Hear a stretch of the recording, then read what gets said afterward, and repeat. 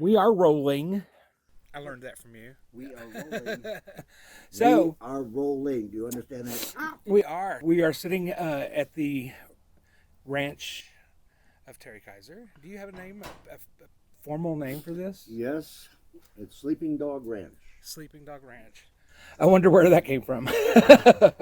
It really came from the mountaintop in back of us. So when the snow's up there, you can see like a dog's face. It looks like it's sleeping. And I looked at that thing and I said, it's looking over me. So That's a great name. Sleeping Dog Ranch. Well, this is actually the way you're framed in the shot. This is a great way for me to bring up in the background, and we'll do a close in on it later. The Ouray International Film Festival. Would you like to talk about that some and tell us what that all entails? Yes, that is so fun. The Ouray International Film Festival is the first film festival that we have up here in Colorado. We're in the western part of Colorado, 45 minutes from Telluride, 20 minutes from Montrose, which everyone flies in, from Denver to Montrose or Dallas to Montrose. But we had it this September 18th, 19th, and 20th. And even with the COVID and everything else, I told my two wonderful partners, Jake Abel and Jared Crow from Nashville, that we do it even if it was the three of us. All right. And it turned out that we are doing it at the Wright, Ouray Wright Opera House, which is a beautiful, beautiful old building, an old structure inside that's been redone, but keeping the old texture. So it's a big arena, so it isn't like a movie theater where you have to sit next to each other. So we had tables, and our maximum was 40. Right. We figured that 40 is okay. So we had tables set up for fours and twos and stuff like that, all around with our 6 feet. Everybody wore a mask. When they drank and put the mask back on. Yep. But we did it, and we also did it virtual live. That's amazing. And so it seems like it was very successful. Fun to do. My golly, you don't know the work that you have to put in. Right.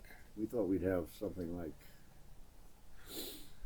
30 entries. Turned out 507 entries. That's amazing. So Amazing. you got to spend a lot of extra time watching a lot of extra films. A lot of extra films. The quality that we narrowed down to 25 different films in animation, in short films, long films, Right. documentaries, so a little bit of everything. And we were just so happy to do it. I mean, it was such a joy to be able And to. it was really well received. It's like people Very with well. already showing interest Yes, for the next very, time. Very, very. Yeah. And our next one will be June 18th, 19th, and 20th, because that was the original date Right. of last year, before the COVID came and knocked all of us out. And so to June 18th, 19th, and 20th. So anybody that's taking a trip to Ouray, Colorado, fly into Montrose, rent a car, come over to Ouray, take the hot springs with the Jeep rides, and then come into the old Opera House and see about 20 movies. 20 movies in a week, in a 3-day period. How fascinating. Fun. And get to talk with you and for people to, get to, have that close connection and everything that seems to be really, especially right now, missing in a lot of, events. People don't want to get involved, or they've postponed them, or they've canceled them altogether. How would you say your most significant recognition of how COVID has affected what you do in your regular day of life? And it doesn't even have to include the entertainment things, like just how's it affected you, but also the entertainment things. Well, obviously, we've all been down and off a part of these last 6 months and stuff like this. So when it first came, we were very careful. I say we, I say the county and things like this of it. And so there was a lot more isolation because there were no bars open or restaurants open, so you didn't go out and stuff like that. So you found that you entertained more at home through watching movies, Right. reading, writing, whatever one does to have fun at one's home.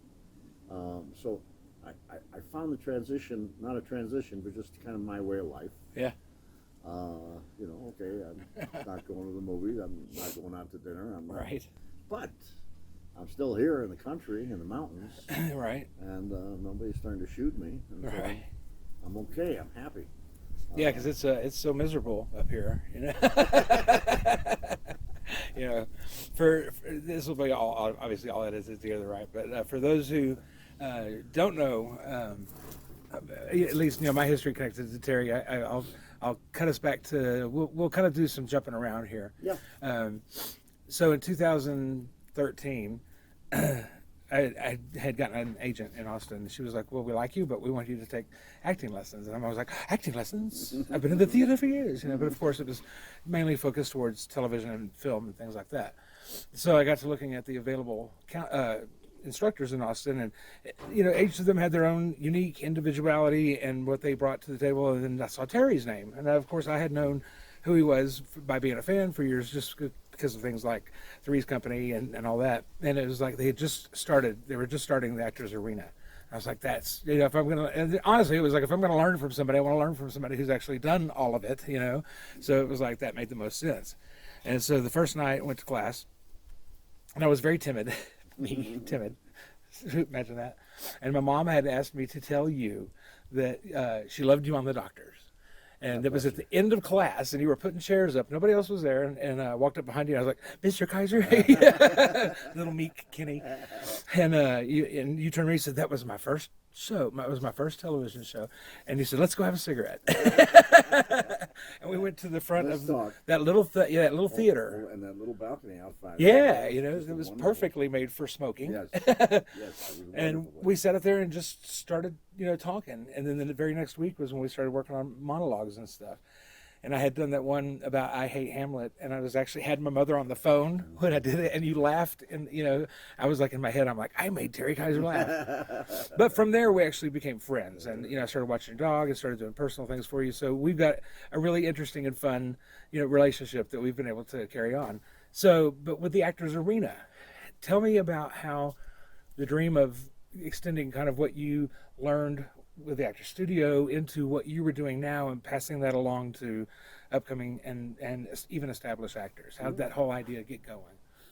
I think some lifetime member of the Actors Studio and being able to study with Lee Strasberg was a very special place in my life. Absolutely. Not only learning my craft from the guru of acting teachers, but being at the Actors Studio and the energy, seeing I'd have older actors come to that. I was just a young 22-year-old kid, and let me just take you here. I'm going to do that. This is an exercise that and so every actors always seem like they help each other. Right. And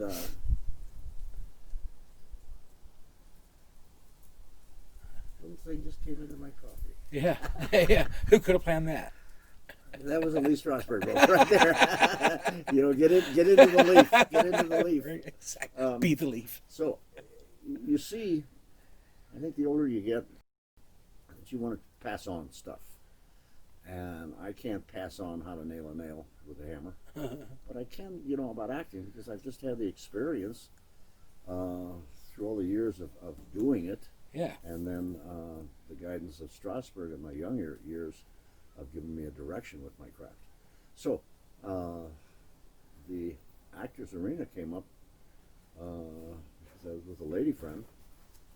She was living in Dallas, and I was living up in Ridgeway on my ranch up here. And I said, how can we get together? How can we do it? And she said, well, Austin is a happening town. Oh, well, shoot. And so we both flew down there and looked at it and said, well, let's try it. Right. And so that's how the Actors Arena started. And I said, let's pass on some of this stuff. That'd be kind of fun in a new town and give people new ideas about a craft that they're trying to pursue. Absolutely. And it was definitely a good town for it at the time. Yeah. And so we sold out right away, which was kind of fun. And we ended up doing, 3 or 4 classes a week, because children got involved in it too, but I was also doing a series in Nashville, so I had to fly to Nashville. So to juggle them back and forth was really fun. That's all part of the creative process. You want to work, you work. You want to teach, you want to teach. Yeah. And then when we brought young people into it, what a joy that was. Absolutely. To see these little baskets of energy, Yeah. you know, all of a sudden just light up and stuff like this. And how can you help that without, you know, dampening it or, you know, just enthusing all the way up? And so that was just always a wonderful challenge, and to have you, Big Al, Oh you yeah, know, Big Al. Big Al, all three of us helping these little kids. I'll never forget that. Well, you know, I mean, I've talked to, you know, many people. Obviously, I was, you know, the operations manager there for the last over 3 years of that, and it's like we ended up bringing on almost 400 people through those doors through that period of time, including young actors. But we had actors that ranged from 5 years old up to 80. You know, and a couple of really talented, you know, senior citizens that came along, and we saw a whole new light, you know, with them. And the kids, I think, for me personally, from an actor standpoint, what I took from your teaching was, you know, the power of silence and being still and learning not to comment, you know, and even processing what that meant. You know, it took a while. But I can remember one night we were doing a scene and I was having to eat during the scene. It was, I think, a scene from Parenthood where the lead character is worrying about the youngest kid not really being all there or freaking out all the time. And I was eating pork rinds and you kept telling me to just keep eating. And I was trying to talk with munched up pork rinds, and it was like, there was, you know, like an actor panic there. Like, I can't even speak, much less not have a, you know, puff of, and it didn't matter because that's what That's what we were looking that's for. what we were looking Right, for. right. So learning how to let go of, you know, your daily reality when you're like in that kind of a scenario, and truly be in the moment and not think about the things that you think you are supposed to be thinking about, and being open to, you know, your other actors, not just memorizing the lines, you know, like not having to stick to the script necessarily, depending on the producer or the actor or the director. There was a great lot story of that I always stillness. told to actors and people in the business and stuff like this. But I had the fortune to do Paul Newman's first film called Rachel Yes. with Joanne Woodward, and I was an evangelist that talked in tongues. Yeah. And Paul wanted to rehearse it like a movie. I mean, like a stage play before we shot it into a movie. Wow. So we had all the cameras around, but he said, no, go ahead. And so it was with me trying to convince Joanne Woodward that the Lord was upon her and she should recognize the Lord coming into her. Yeah. Oh, Lord, listen. And so we did this scene and we got emotional. She was pushing me away and I kept grabbing her, and Lord, help me with this woman. And we ended up underneath the table with this cut and stop. And most people would say, well, that's good, but you have to do it, you know, on the table. We have to. Paul Newman was on his hands and knees underneath the table with the DP, the director of photography, saying, can we get this shot? Is there any way that we can get that? In other words, the actors found something, and he trusted his actors for reality of the moment and let go of his vision on top of the table and got under the table. That's wonderful. To push the creative flow onward. So really what I always tell people, I says, don't be afraid to get under the table. In other words, that's letting go of your ideas or your set way of how I've seen this because it was in my mind. Yeah. And yet something comes along, you know, you got to get under the table. You got to think that way, because that's when the real creative joy will happen. Right. That makes total sense. I love that. Wait till I tell them about this back home. You don't have lady barbers in America? I don't know why not. It's very common here in Sweden. Stop. Don't stop.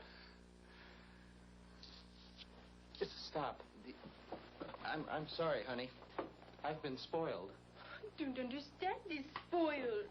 You don't? The spoiler. You have to feel it to understand it.